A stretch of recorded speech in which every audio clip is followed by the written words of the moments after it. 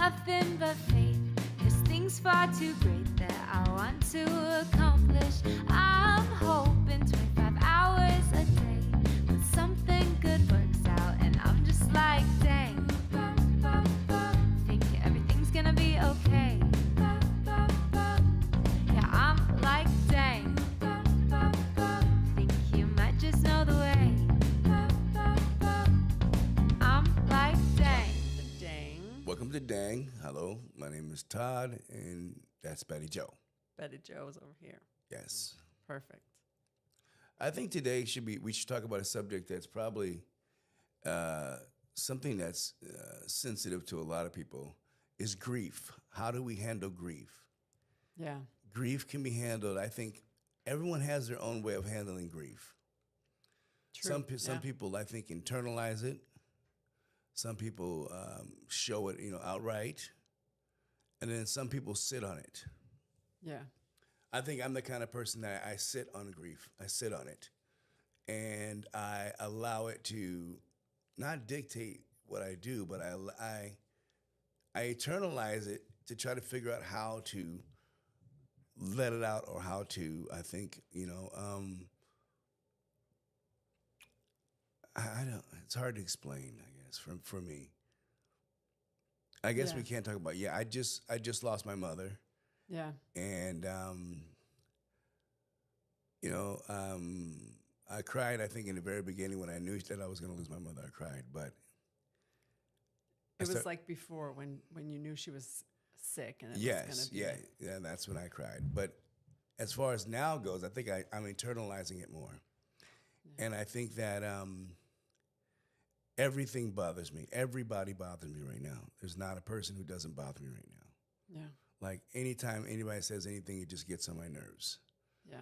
That's what happens to me right now. Like irritating.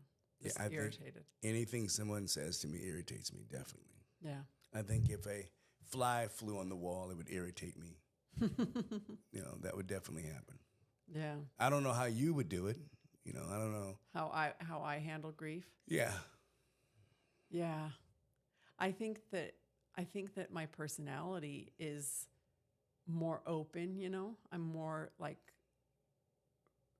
kind of with me, it's more of like a what you see is what you get kind of thing. So I think it's a little more hanging on my shoulder, like the day that Mom we didn't know it was the day she was going to pass, but I think somehow I knew. Do you remember? I had a really bad day. I was breaking down at dinner time, and she didn't pass till later in the evening. But I think somehow I knew it was coming, and it was really hard for me that day. Like just somehow, I think spiritually, I just knew it was coming. Just a little background. Todd's mom is amazing. Her name is Betty. And my name's Bettijo. So it was such a fun connection because I only got to know Todd's mom, Betty, for like 2.5 years. Yeah. But it's funny because in that time, she just became just such a special woman to me, like literally as close as my mom. And we had the privilege of having her come live with us and be in our home. And she was just the bright spot in my day. I loved having her around. We would sit and watch Matlock or Columbo. We loved those old Perry Mason, any old murder mystery, Murder, She Wrote.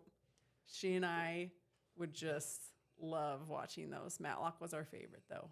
We loved the theme song for Matlock. It's so good. Anyway, I know you hate it, but that's what I think it's... I just want people to really know who she was so that it's easier to understand what a blow it was to have her. I think it was a blow, but I think that sometimes we don't allow people to carry their grief in certain ways. We want to either them rush their grief. We want either them to grieve like we grieve, And from what I learned is that nobody grieves the same. Everyone grieves differently. So I think that we should allow people to grieve, and to grieve in the way they're grieving. Yeah. I don't think that when you lose someone that close to you, I think we should know the person's grieving. We should know they're going through something. Yeah. It's like my sister and brother. They were here. They grieved in their way. My brother is still grieving. So is my sister. Yeah. So am I. You know, but we're all grieving in different ways. I grieve sometimes by either shutting down, or not wanting to talk, or I go play video games, and I can't play video games right now because I have a bad hand that needs to be worked on. So my way of grieving, there is no way for me to grieve right now, but just to sit on it. Yeah. It's a time, there's a process, right? That it takes an undetermined amount of time. Yes. And part of that, I think, is like, there's the phases of grief. I meant to look that up before, but there's there are phases of grief. Yes. Yeah. And I think in that there's like the denial, phase, and the anger. There's all the phases that people go through. But I think that sometimes as we're supporting or being with someone in their grief, I think sometimes we can try to like push them through the stages, or we might try to guess where they're at. When there was this advice or something I heard way back when, there was like, just sit in the mud with them. That's really what somebody who's grieving needs. They just need somebody to sit there with them. Well, I think they need someone to sit there with them, but find ways not to attack them, even if they're wrong in certain situations they may have do. Find ways to just let them be, because I think that you can make people who are grieving explode, and go a whole different direction. I think that you can make people react to a certain way that they'll feel sorry for later, but getting the feeling sorry part I think it's tough. So what do you think about, because a lot of the time these situations where things are really hard, you got almost like a bunch of like minds stuck together. What about if there's a bunch, like, because you know what I mean? Like you said, like there's me, there's you, your siblings, there's a lot of us grieving and we're all together. What do you think about that? I think that you have to allow everyone to grieve in their own way. Yeah. You can't interfere with someone's grieving. Right. But it can be kind of like one of those things where if one person gets set off, it's going to blow up the whole basket, right? Of course. Well, yeah, but that's why when people are grieving, you have to understand that they may have shortcomings. They may be reacting to things angrily that they would not maybe react that way normally. They may shut down in certain things. They may say something they may normally not say. Yeah. I think the problem is human beings always try to make people grieve or feel the same way they do, and that's just not possible. Right. Well, there's something I will chant to myself every once in a while when I'm struggling, or if there's just certain situations. It's I will say, just be gentle, forgiving, and loving with myself and with others. And I agree with that mantra, or whatever, it's a good reminder to me too that the way that I'm treating others is the way that I'm treating myself.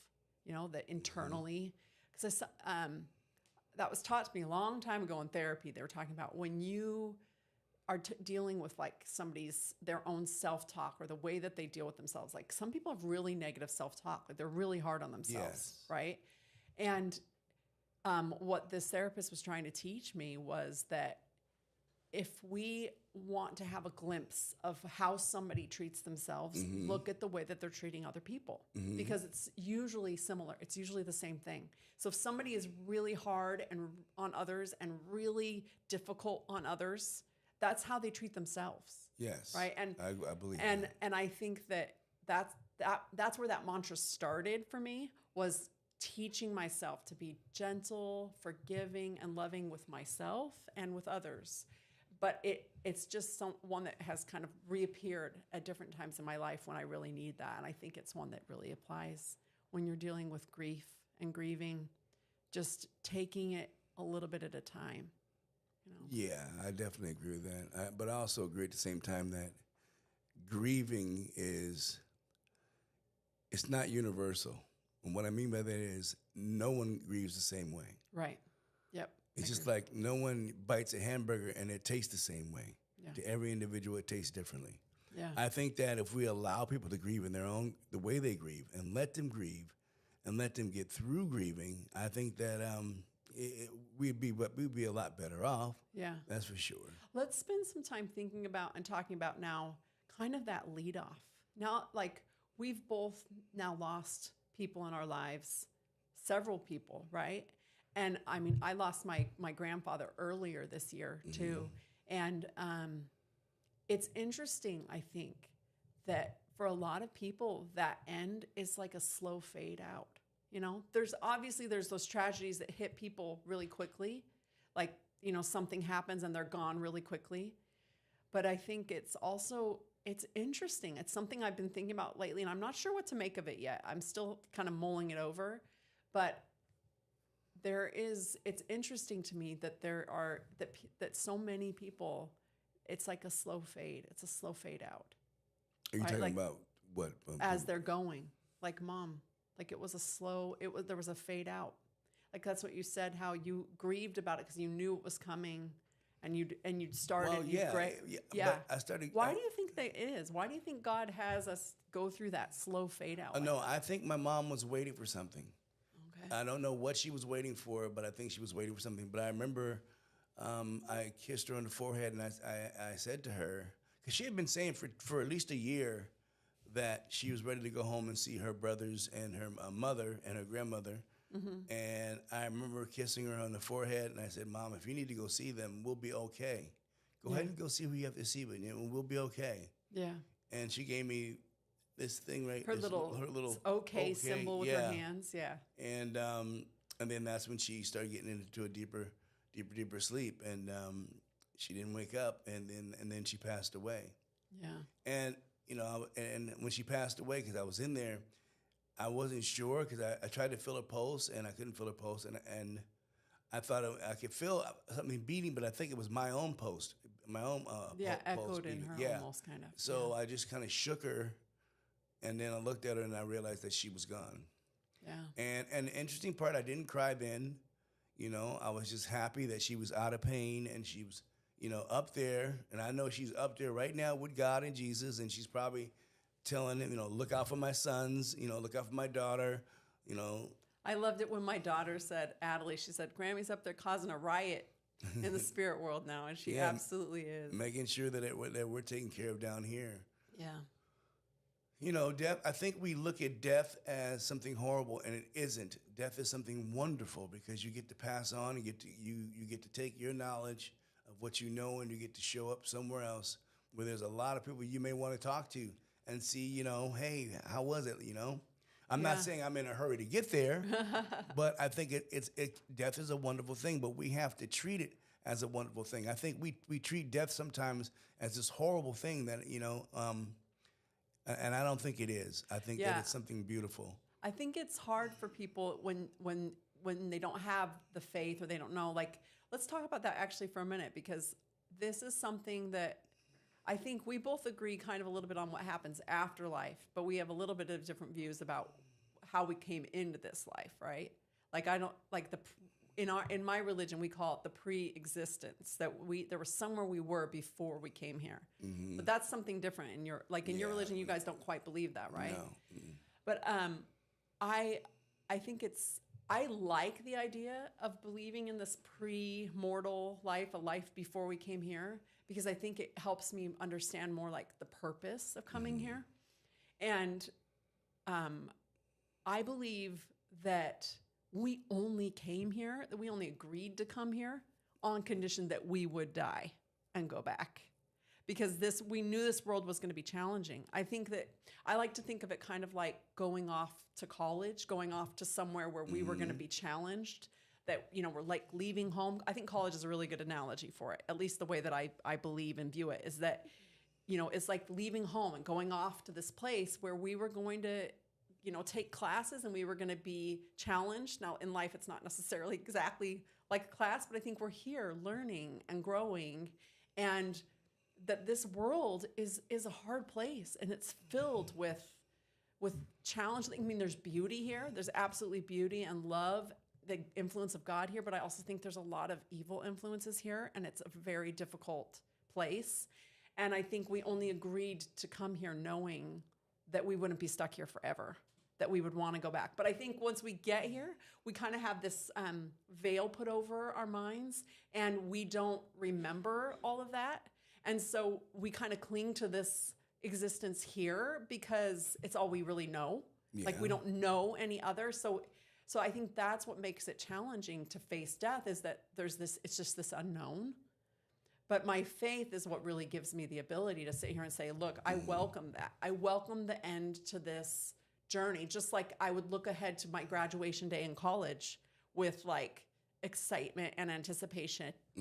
I welcome that day. I agree with you. I don't want it to be soon. I don't think, based on my what my children still need from me and what I feel like I have still to accomplish here on earth, I don't think it should be soon. But I don't fear it, And I think that that's something that my faith gives me. Well, my faith gives me. I don't fear death, but I do know it's coming. I do know that I feel that we come down here to learn certain things, and I feel that if you don't learn those certain things and your time is up, he'll send you back to learn.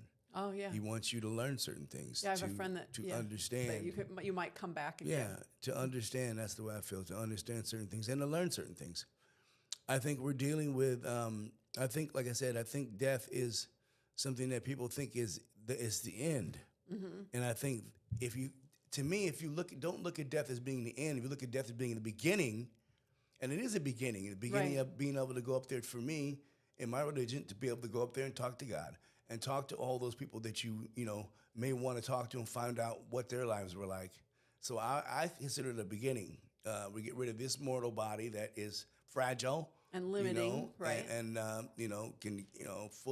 can get full of diseases and all that. And I think once we get up there, we're healthy, we're strong.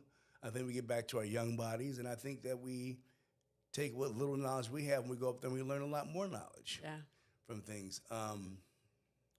I just think that sometimes down here, we're really hard on ourselves. I don't think that we give each other the opportunity to grow. I think that we have our set rules that we have for whatever our rules are, our vision are, and we want people to be like us instead of loving the person who they are, loving the person who they are, just who they are, knowing who they are, but loving them also, and seeing the good in them, and know the good they have, and no one's perfect. We all make mistakes. I think that if we could learn to love like Christ loved, like God loves, I think this would be a much better place. We don't love like that. We do the human love, which is conditional. Right, based on something. Yeah, that God loves unconditional. Yeah. He loves us unconditional. He knows we're faulty. He knows we make mistakes and we do dumb things sometimes, but he still loves us. Yeah. And the part, and like I said, and when we get to heaven, God will show us, things that we did, things that we could have learned, would have done it a different way. I think it's important that we realize that, this body, this frail body that we have, because it's a very frail, it's like, if you look at even in the animal kingdom, their bodies are stronger than ours. We have a very frail body. It's like deer or antelope that are born. They're born, and within a few minutes they can run.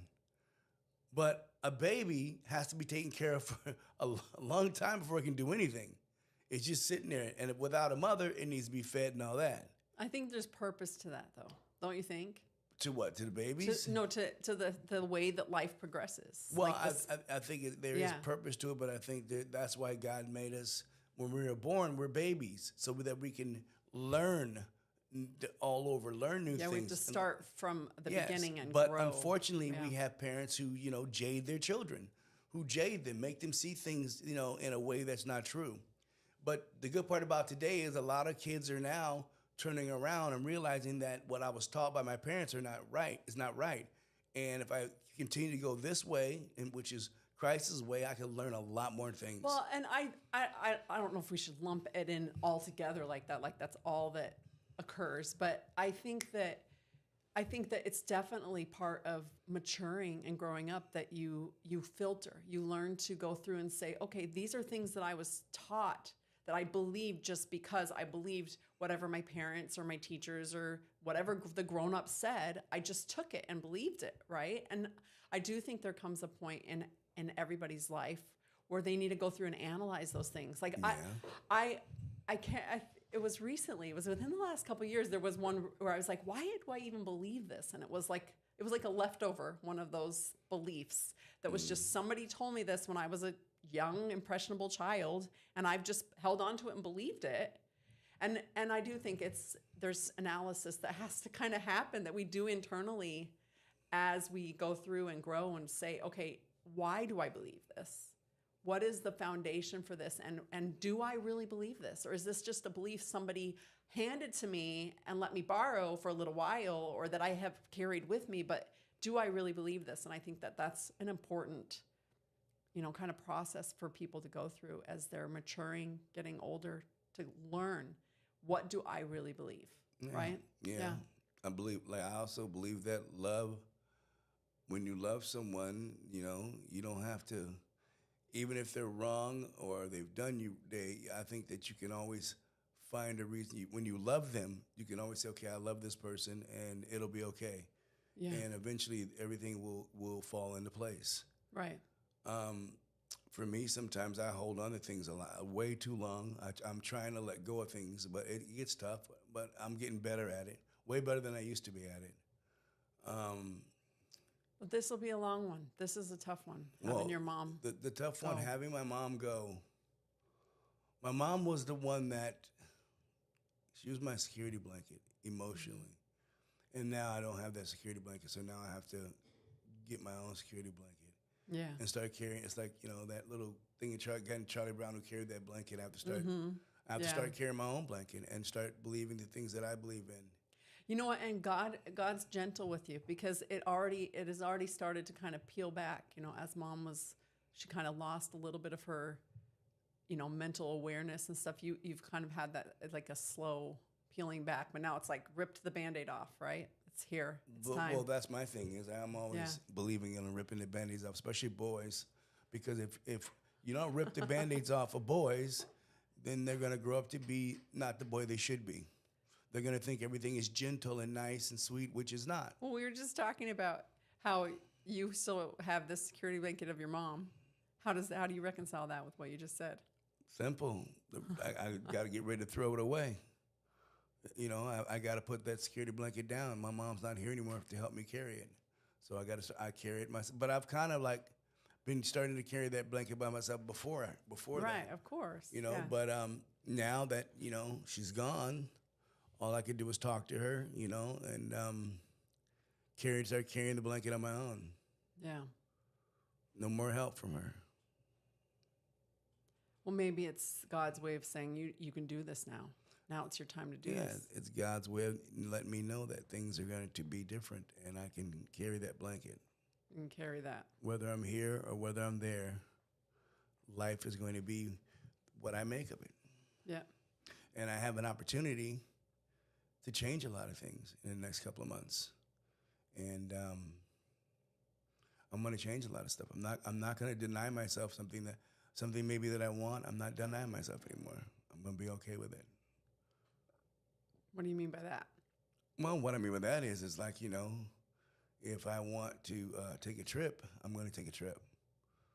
Yeah, it kind of like taught you to just kind of, that you have a limited time. Like what's driving that? That's what What's driving that is life is short. Yeah, exactly. That's you what I don't was know when thinking. it's going to go away. So I'm going to start to really, really enjoy Don't my put life. things off, right? Yeah. Nope, Yeah. I'm not going to put things off. I'm just going to enjoy my life from now on. Yeah, our daughter Piper came to me and she said, because Grammy, Betty, we called her Grammy, but she loved Tortola, that island. Mm-hmm. That's her favorite place. She loved to talk about it. And we wanted to take her back there.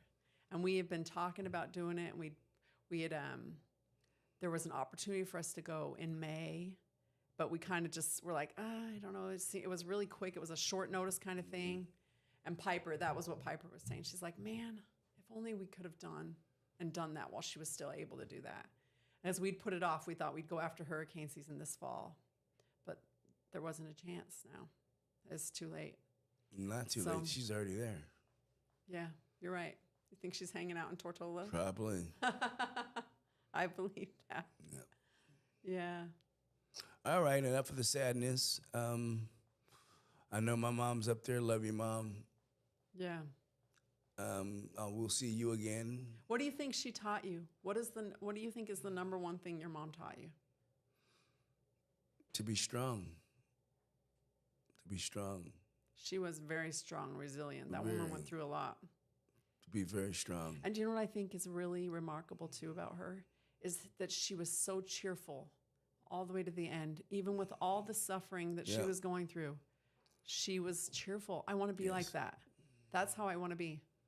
And I once was listening to, like, how do you be a cheerful older person? It talked about it starts by becoming cheerful as an adult, right? Like doing that work to get to that spot. I want to be like that. I want to be cheerful like that, you can't let little petty things bother you. Yeah.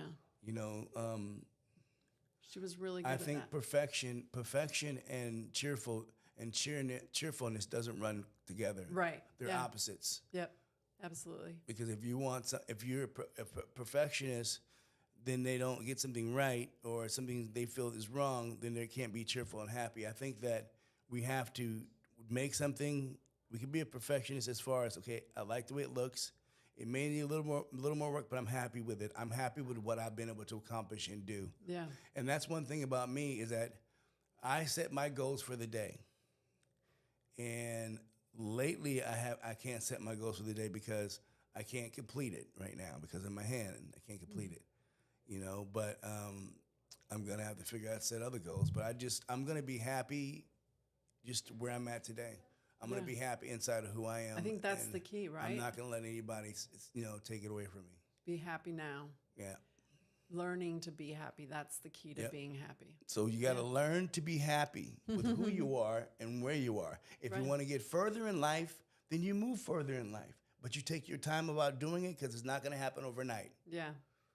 You know, and I don't think God expects these lightning bolt huge jumps. It's a little bit. It's chipping away a little bit at a time. Yes. Yep. And chipping away a little bit at a time can make things happen. Yep. Yep. Absolutely. Well, I'm all danged out today, so I'm danged. Okay. We'll be back next show with a lot more positive, upbeat. But I think hopefully a little bit funnier. Yeah. Today wasn't very funny, but that's well, okay. It's kind of difficult to be funny when your mother just passed away. Yeah. But I know she's up there in heaven giving them hell, so it's kind of cool about that. Here's to Betty. Not Betty. Mom, I love you. This podcast is produced by my wife, Betty Jo Bridges, in collaboration with Pop Populi, and edited by our daughter, Adelie Ann. She is also the musician responsible for our theme music, so go check out Adelie Ann wherever you stream your music.